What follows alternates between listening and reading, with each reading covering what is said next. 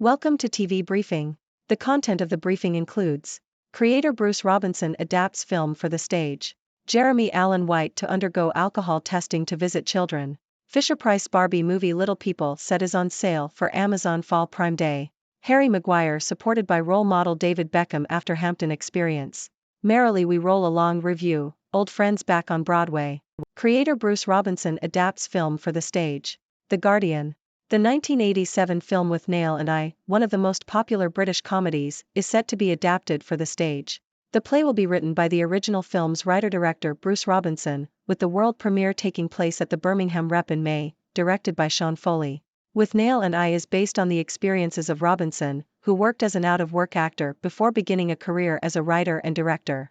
The film has grown in popularity since its initial release and is now considered a classic of British cinema. Foley, who is also set to direct a stage adaptation of Dr. Strangelove starring Steve Coogan, commented that the play would be a profound account of a friendship falling apart.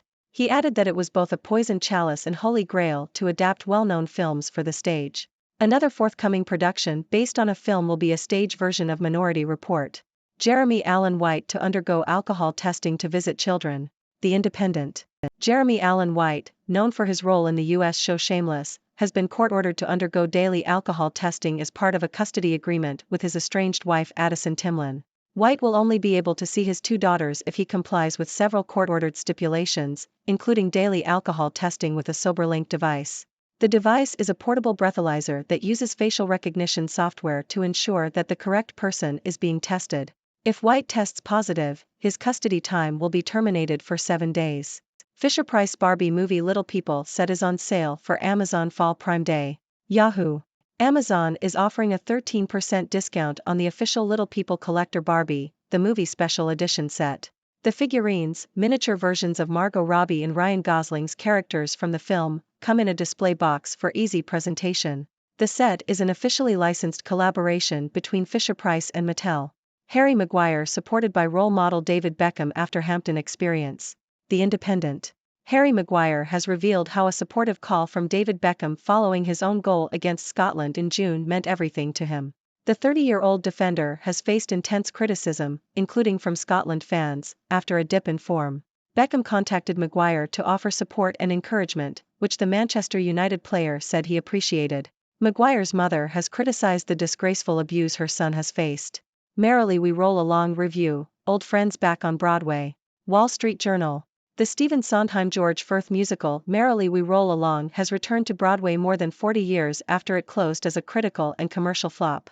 The musical, which moves backward chronologically, follows the passage of time for its central characters from disillusioned middle age back to the heady hopefulness of youth.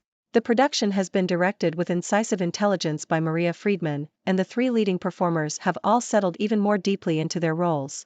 The revival also shines a spotlight on a Sondheim score that has long been cherished by aficionados of his work. Grounded in Clay, the Spirit of Pueblo Pottery review, fusing form and function. Wall Street Journal. The Metropolitan Museum of Art in New York City is hosting an exhibition called Grounded in Clay, the Spirit of Pueblo Pottery. The exhibition is curated by members of the Pueblo Pottery Collective, a group of 65 people from 21 tribal communities. The exhibition will be split between the Metropolitan Museum and the Vilsec Foundation, and will feature around 115 works of southwestern pottery. The exhibition will run until December 10. World's Ugliest Shoes aren't having a pretty IPO. Bloomberg. German footwear brand Birkenstock made its debut on the New York Stock Exchange with a disappointing start on Wednesday. Shares in the 249-year-old company ended the day 13% below the IPO price of $46 per share, making it one of the worst-performing IPOs for a $1 billion-plus company.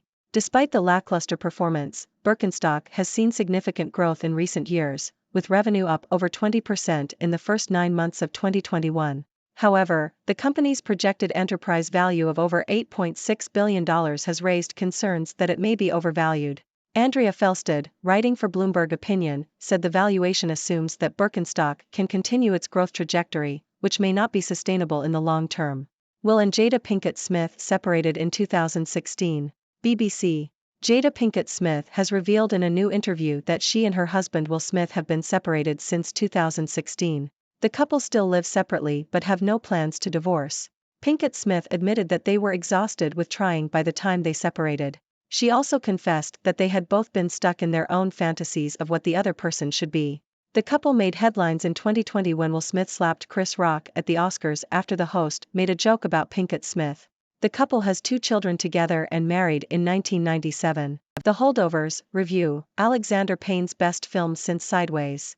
Telegraph. The Holdovers is a new film directed by Alexander Payne and starring Paul Giamatti.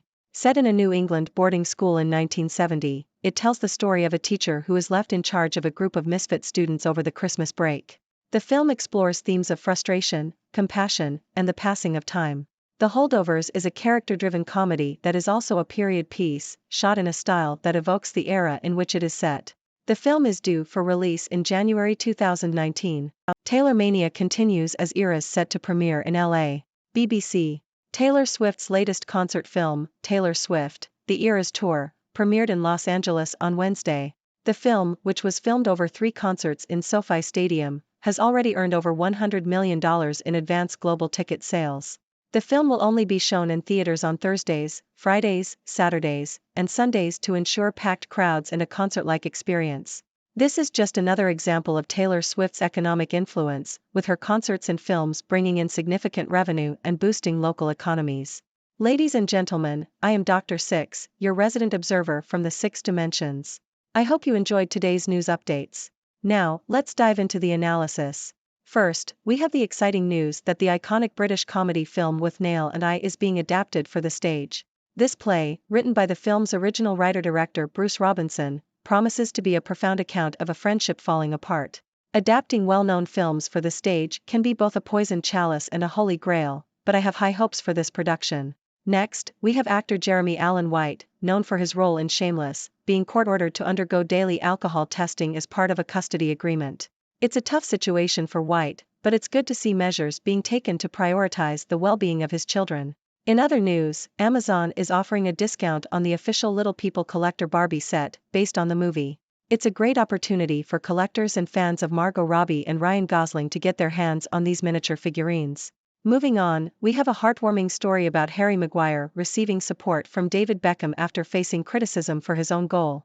It's always nice to see athletes supporting each other, especially during challenging times.